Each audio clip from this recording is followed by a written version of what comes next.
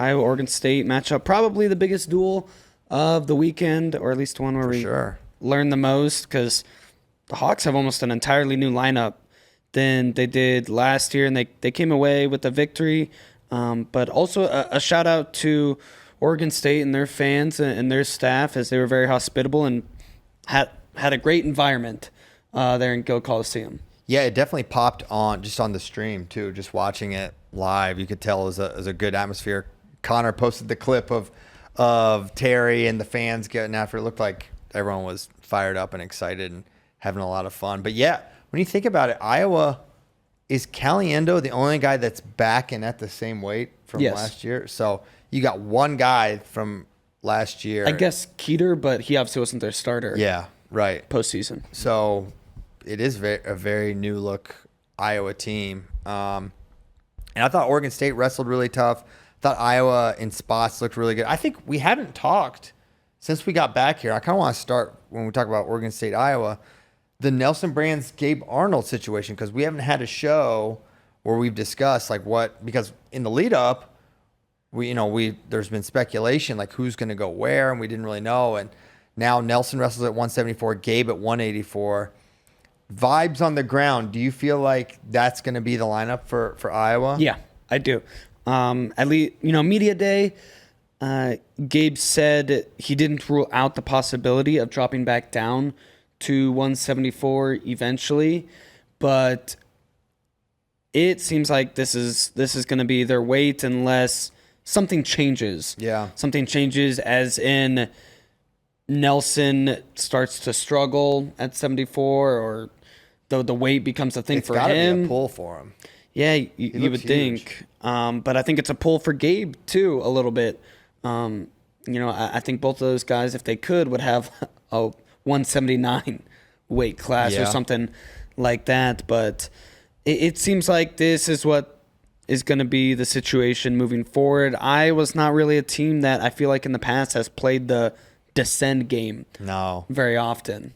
No, it hasn't happened. And seeing Gabe at 84 now, because if Gabe doesn't go 84, then it would just be odd to switch Nelson and Gabe afterwards. And I think for Gabe at 74 or 84, I think his ceiling is probably pretty similar. I think he can place really high at both weights. I think both weights have some really, really tough guys. Like 84 obviously has Parker and Carter. 74 has Levi and Keegan, right? And then you have that next tier, like at 84 you have Plott, and with 74 we have Welsh, we think, and some other guys. So we'll get to that. But I thought Gabe looked amazing. Now the competition has to be considered, because Sean Harmon is a legit dude for Oregon State, and McDonald, I'm not sure what the expectations are for him. So contrasting the performances can be like a little misleading. But I thought Gabe looked fluid and really, really fast. He looked really strong.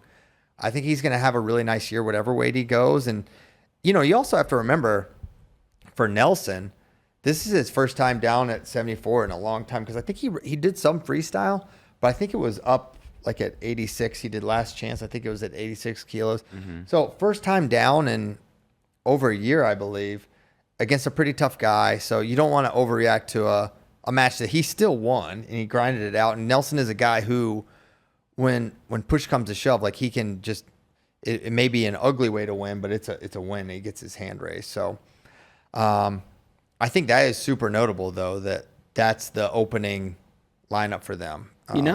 They weighed in on one Angelo Ferrari as well at 184. Yeah, I think it'll be interesting, because generally you would think, we'll see Angelo some, but if Gabe's rolling, it doesn't make a lot of sense to, unless it's like, hey, we want to spell Gabe for a dual meet here or there, or like on a Friday, Sunday weekend, he wrestles one of the days, not the other.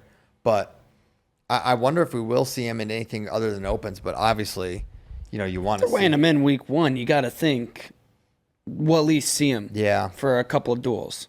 Maybe, but Iowa's weighed in guys constantly. True, they did weigh in a bunch of dudes. They always, and they often do that. So still notable. Yeah, take the trip out all the way to Oregon. Yeah. So no, he did a good job. Gabe looked really good. Let's talk about the Munoz Buchanan match, because this was Trey. It's kind of his debut up at 197. Did you guys have any opinions on that, Kozak? What were your thoughts on how Trey looked? I mean, I think first thought is Trey looked smaller Yeah. than Buchanan. Obviously, he's a strong kid, and he looked really good. He kind of was in control of the first two periods, and then Buchanan was able to run him down at the end. I think it's a good showing for Munoz, regardless of the loss. It puts him right up there in title contention. But I'm curious if size, if that's going to come back to bite him in other matches in the season. It certainly could. And really, the match, Munoz gets the first takedown. He's up 4-1 going into the third. And Coach Pendleton talked about this, like the decision to cut him right away. But I think that was a tactical error by Trey or Coach Pendleton, not to at least ride a little bit. Maybe you can ride him out, maybe. But even if you can't, limit the amount of time where you can lose the match, because you can't lose from the top position, right? You can get reversed and you'd still have the lead. So I thought that him kicking him immediately, and that's what Iowa wants you to do. If you're Stephen Buchanan in that situation, you want to get let up off your feet without having to exert at all. And so I think that was an opportunity for Trey to get a big win, and he didn't get it. But obviously a winnable match. Buchanan is the number one guy according to JD and Kozak's rankings. So, it shows he's right there. And even this sequence right there, man, he was so close. It's almost like, I wonder if he was a little surprised he got in there, because he was in so deep on that double. He got in on that twice. There was one where he doubled him out of bounds, First too. period, You want me to try right? to look for that? Yep. Well, and that's what I was going to say, too, is it could be the size factor, because he gets in deep on the double and isn't able to run through Buchanan's hips. And then the way he gives up the takedown is kind of from his knees, he gets bowled over. And so you feel like, man, if size were equal, maybe he gets those takedowns and maybe he doesn't get ran through. But that was great. That was the match of the night, for sure, right? It was a really good match. It was the most hype match, and it definitely delivered. And I mean, Buchanan going and getting 2 takedowns is pretty gritty of him as well. So he looked good in his debut for the Hawks, and for Trey, definitely a winnable match moving forward, but didn't get it this time. What'd you think of Drake at 33? I mean, just offense the whole time. Not against an opponent where it's a great gauge, but he looked right for the weight. He was super energetic he attacked the whole time. He could have let off the gas, but even his last 2 takedowns was really aggressive, quick takedown, immediately cut, immediately just stayed on him looking for that last takedown. So I think, for Iowa, Drake, great job. Gabe Arnold looked really good. Buchanan running down Munoz, that's a nice win. But there's some other things, I was surprised, and now does it really matter? No, probably not. But Ethan Styles whooping Rachi really surprised me. I think Rachi on paper would be a favorite just based on what he did last year, even though it was 149 and now he's up at 157. But man, Styles really whooped him, and that puts Styles on my radar for sure, where he hadn't been. But of course, Ja'Cory Teemer's going to be at this weight, and he's healthy, so it's kind of like a Did you see? Non-story. Did you listen to Ja'Cory Teemer's media day interview? I did not. What did he say? Big Ten's gonna have some words with him. He said the Big Ten's not that good at 157 now that Levi moved up, and he looks forward to winning a Big Ten title. Oh wow! So okay, who should take specific umbrage to that statement? Who are the best? Well, Kasich will be there. Patty Gallagher. Mm-hmm. He's honestly, in a way, kind of right. By Big Ten standards, it's not the best weight, or probably a top 5 best weight at Big Tens, but still a really, really hard tournament to win. Here we go. Okay, so Kasich is ranked 4th. Antrell Taylor. Yeah. That's going to be the most boring match ever when they wrestle. That's my prediction. Patty. Yeah. Yeah, just a bunch of solid guys. Good. Yeah, Chombley, Blaze, a lot of really good. Yeah, it's interesting. That Big Ten schedule is a mother, though. It is. And I don't know exactly why I didn't make the trip, but you got to kind of assume it's maybe weight related. Could be. Pitch count type making for 157. Yep, could be. What else? Ryder Block, his first match in a long time. I'm kind of torn on him because, I had high expectations for Block. But at the same time, it's your first ever college match. Go out there, get your hand raised. But I wasn't blown away by his performance. But like I said, there's something to be said for in your first match going out there, getting your hand raised, especially on the road. I mean, he went and got it. He was down late. Singleton of the Oregon State guys is solid. He's got some good wins, even though he's definitely an up and down guy.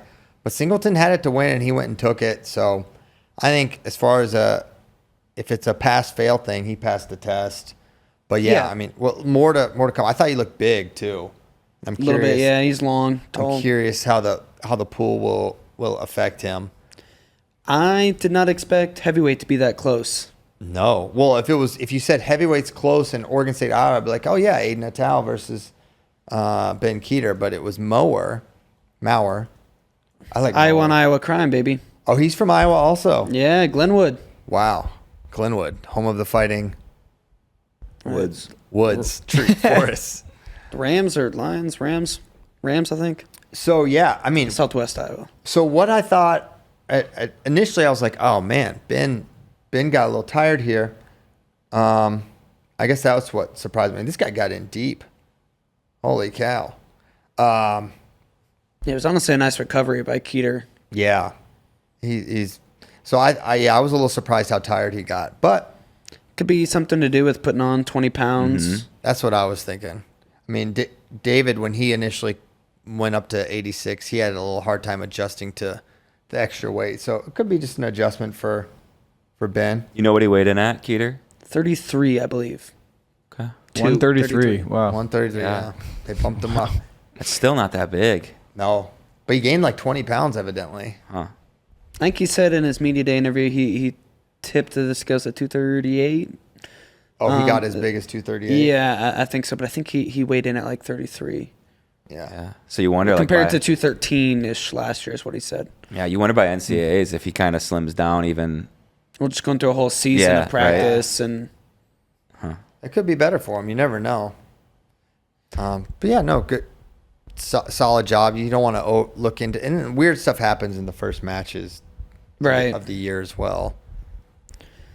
So overall, Great team-wise, I think Iowa kind of passed the test, didn't blow you away, but passed the test, and don't invest too much into week one. They're formidable for sure, and when you get Ja'Cory, there's just a lot of firepower. Absolutely. It's kind of a relentless lineup from 33 up.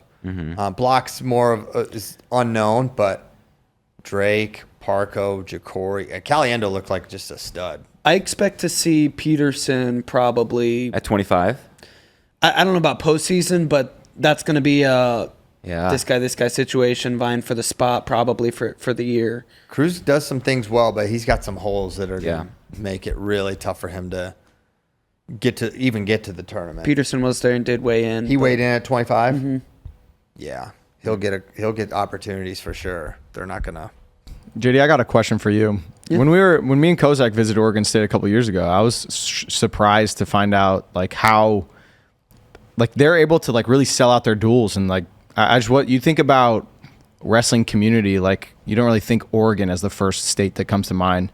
But then Pendleton came on the show. He talked about how it was one of their highest grossing events at the college that year and stuff. What's it like being there? Was it cool? It was a great environment, loud fans, knowledgeable fans too. They're calling for stalling or, they say, no, that wasn't a takedown. This wasn't a takedown. They were loud, rowdy. They showed up. So it's especially on the West Coast or out West, one of, if not the best environments.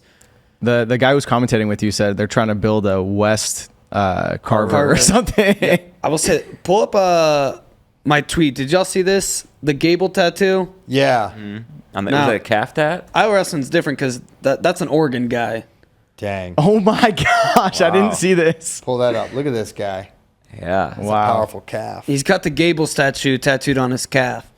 Yeah. If you're just And it's not listening to subtle. this. No, it is large. It's this entire calf. That's a big calf, and Gable takes up a lot of it. That is not the best representation of the Gable stall.